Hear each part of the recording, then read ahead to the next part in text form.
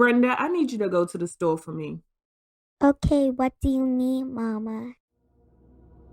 Brenda Faye Crockett lived close to the 14th Street section of Northwest Washington, D.C., with her mother, Retha, a medium sized family which included 3 dogs Ringo, Rex, and Romeo.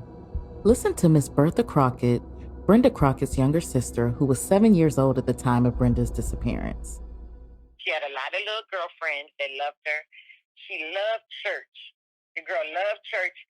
She loved eating raw bacon. She would sneak and eat raw bacon out the refrigerator. I guess you could do that then. You had better pigs. But yeah, she just had girlfriends that loved her. Because like at her funeral, it was like the whole elementary or whatever grade she was in was there. And then but yeah, she had the cutest dimple up in her cheek. She was just I never really got to bond with her, but she was just sweet sister. I can't say anything bad. I just remember her loving church, loving the raw bacon, and having a lot of friends. Brenda was 10 years old, and her apartment was located about a block from Cardozo High School, a predominantly black high school known for its marching band. Cardozo also had a history of accepting the darker-skinned blacks in their high school, while the lighter or fair-complexioned blacks attended Dunbar High School, which was also located in Northwest. Here's Miss Ethel Mack speaking on Cardozo High School history. When I first went to Cardozo, it was a beautiful school. The white kids had just left, and there was a lot of shrubbery, green shrubbery. The place was just in immaculate condition when they turned it over to the blacks. And what year was that? 1955. Were schools still segregated in the 70s? It was still segregated, but Cardozo wasn't, because most of the white kids moved out when they turned the school over to the black kids. So as far as the demographics, it was mostly blacks. Mm-hmm. Were there whites at your school at all when you were there? When I first got there, there might have been 1 or 2, but it wasn't that many. Most of them had moved away. Mm-hmm. Was it true that darker skinned blacks were accepted more at Cardozo compared to Dunbar High? Very true. They accepted blacks. They told most of the dark-skinned blacks they should go to Cardozo. And most of the light-skinned blacks went to Dunbar High School. And did that ever make you or people you know feel a certain type of way? It never fazed me. I paid it no attention. And what were the differences between the Northwest and the Southeast neighborhoods? The Northwest neighborhoods was mostly blacks, and most of those people stayed mostly to themselves. And the Southeast neighborhoods was the same way. Most of them stayed mostly to themselves. At about 8 p.m. on July 27, 1971, Brenda began her walk to the Safeway grocery store located in the 1900 block of 14th Street Northwest. Brenda's mother told her to bring a friend, but Brenda decided against her mother's wishes and walked alone. She left the Crockett residence with sponge rollers in her hair and allegedly barefoot. She never made it to the grocery store. Like a family feel. We had one house that we could go and do Sunday school on Sunday mornings. We had one of my best girlfriends on the block. Her father worked with the recreation center back then, so he provided all of these activities for us in the summer. So we just had the best upbringing, the best childhood ever. When Brenda didn't return home in a timely manner, Retha Crockett began to search the neighborhood around 9 p.m. While Retha was searching the neighborhood around 9:30 p.m., there was a call made to the Crockett residence. Bertha, who is Brenda's younger sister, was 7 years old at the time, answered the telephone call. The caller was Brenda. Where are you, Brenda? Bertha, is Mommy there? No, Mama went looking for you. Can Mommy see me? Huh? What are you talking about? I with a white man in Virginia. She was kidnapped on a warm summer evening. She had went to the store for my mom. And in the summertime, it gets dark later. So when it got dark and she hadn't got back home, my mom thought somebody had went with her. But the area that I grew up in was a wonderful childhood area. We had a lot of activities on our block. We could close our block off and have activities. And that particular night, they were having a movie. So when my mom started, it was getting dark and the movie was about to come on, she asked where was Brenda and had anybody seen her. So she actually went looking for her. She went back to the store to try to find my sister, and she couldn't find her. It's now 9:45 p.m., and Brenda called the house again. Luckily, this time, Retha's husband, Mr. Caldwell, was present in the home.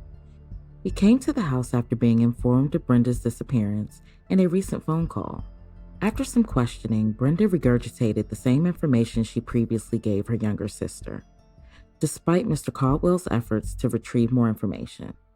Mr. Caldwell asked Brenda if she was in Virginia. Her response was no. At the same time, Brenda asked him, "Did my mother see me?" which completely confused him. "How could your mother see you if you're in Virginia?" he asked. Mr. Caldwell asked to speak to the mystery man whom Brenda was with. "Well, I'll see you," Brenda said. Footsteps were heard in the background. Then the line died.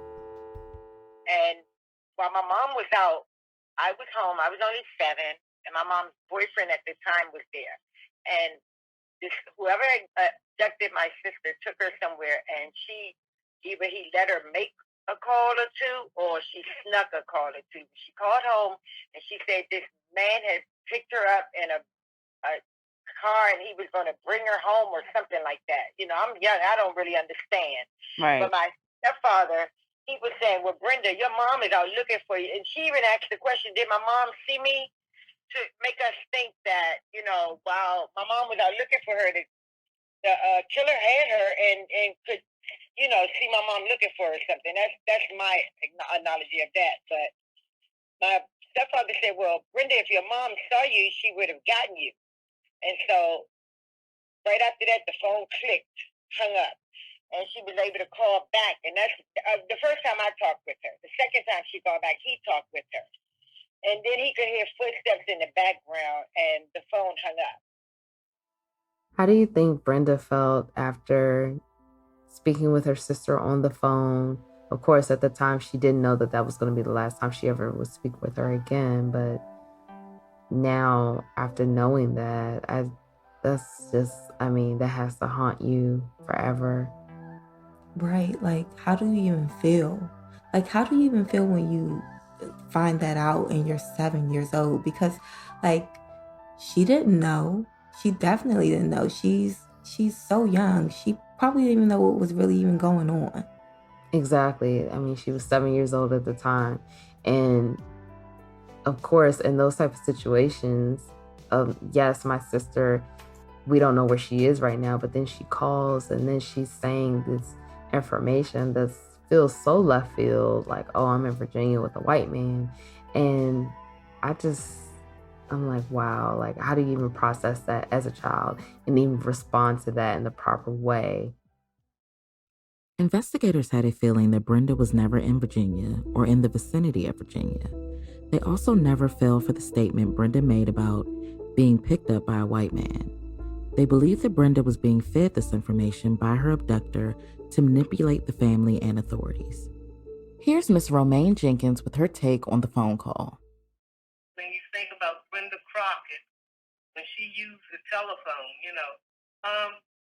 he told her what to say. He orchestrated it. "I was picked up by a white man." Come on, no 10-year-old child would say that unless she's told to say it. Yeah, exactly. Why is it important that we know the ethnicity of the person who took her? Right. It wasn't her, so that was just something that was very misleading. Right, to throw you all off. Yes. Because we know no white man went up to 14th and U and snatched some little black kid. 10-year-old black child. No way. No way. Not at that time. No No, way. not at that time, because there were very few white people who were allowed to even hang up there at 14th and U. You can count them on one hand. They had me going down to the police department or whatever it was, where they take your statements. So I had to give a statement over and over again. Instead of them out there, you know how the stories now say, while y'all questioning me, I need to be out there trying to find the murder. Right, right. They questioning me. And what can I tell them? All I could tell them was she called home. It wasn't no call ID at the time, so I don't know why they was interrogating me so much. Because I remember speaking to the officers like 4 or 5 times as a child. Right. It's been about 8 hours since Brenda Crockett was last seen by her family. Meanwhile, miles away from the district, a hitchhiker walking along U.S. Route 50 in Prince George's County, Maryland, coincidentally spots a body. 10-year-old Brenda Crockett. It was blatantly obvious that she was strangled. The scarf which was used by the killer was still wrapped around her neck.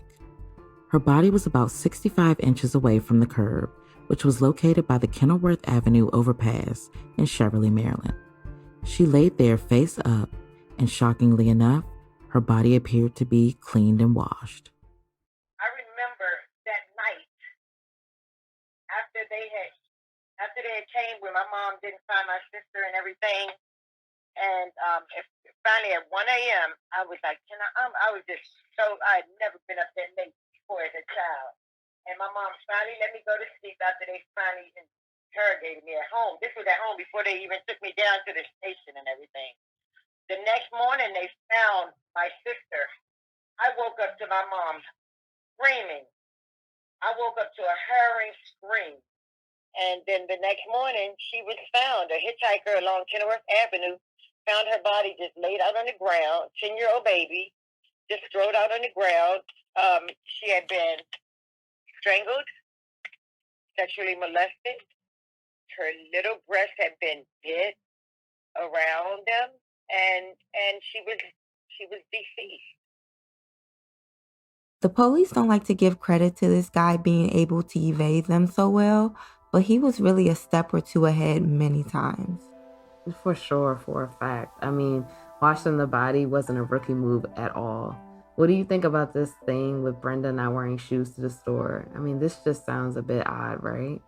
Definitely. But I don't think we can know for a fact if she left with or without shoes. Just another unanswered hole in the story. And there's so many of those, that's the thing. And I'm just not sure what's going on with those phone calls either. It seems like he was trying to make it super obvious by saying he was white and he had taken her to Virginia. Brenda's feet were noted to be incredibly clean, especially since she was barefoot on her travels to the grocery store. This outcome lended itself to the killer cleaning her theory. Despite the body being washed, investigators were able to find green fibers from Brenda's body. Green fibers that were the exact same matches to the fibers found on Carol Spinks, the first victim of the Freeway Phantom. Brenda Crockett went to the store with no shoes on, and the soles of her feet were clean. If you look at her autopsy photos, you know her hair was wet. So he washed these victims. He undressed them, redressed them, and washed these victims. But when they found her, I remember them saying her hair was wet in them rollers or something. It wasn't straight fresh like it should have been. Right. They just washed her, bathed her or something. Tried to wash the DNA off of her. But they ain't even have DNA at that time. Because she died at 10. She got killed at 10. So she was about that age then. Right. She had just got killed a month before her 11th birthday. Got killed in July. Her birthday was August 7th. When thinking about the phone calls, and I just tried to think what exactly the killer was trying to accomplish with the phone calls and what exactly he was telling Brenda for her to make those phone calls. Yeah, was he fishing for information? Seeing what the mother had seen, or did he know her? I don't, yeah. It's very interesting because it just seems like maybe he did see the mother, or maybe Brenda spotted the mother and said, hey, that's my mom. Or I don't know, maybe he just automatically knew who her mother was and like said, okay, well, we need to make these phone calls to make sure your mother didn't see us. Right. And then he calls back a second time, and it's just... And then the white man part. Right. That just felt like manipulation for sure. So apparently there were green fibers found on Brenda's body, and green fibers were also found on Carol's body. So there is a link with those two victims, and possibly green fibers were on Darlenia's body, but as you know from episode 2, her body was so terribly decomposed that they could not find green fibers on her body because of the decomposition. So apparently during that time in the 70s, it was common to have find green fibers on bodies because of the carpeting from apartments and homes and the vehicles during that time. So that was apparently a common situation. Yeah, and back then they could find DNA, but there was no way that they could test it. So, finding fibers, it was a pretty common practice back then. And, in the Atlanta child murder cases, they found green fibers on a lot of the bodies. So they actually, used the same fiber guide that they used in that case with the Freeway Phantom case. On the next episode of Somebody's Watching. Kind of funny that he was able to even get her in the car and nobody seen nothing, nobody heard nothing. Right. You would probably say that somebody probably saw something. Yeah, more than likely somebody probably saw something or forgot about it or just didn't know what was happening or paid it no mind. But I'm almost certain somebody seen it because this was always a busy area. This has always been a busy street. If you're enjoying Somebody's Watching podcast, please like, share, and subscribe. If you have any tips regarding the Freeway Phantom case, please call 202-656-5299 or visit the website www.somebodyswatchingpodcast.com.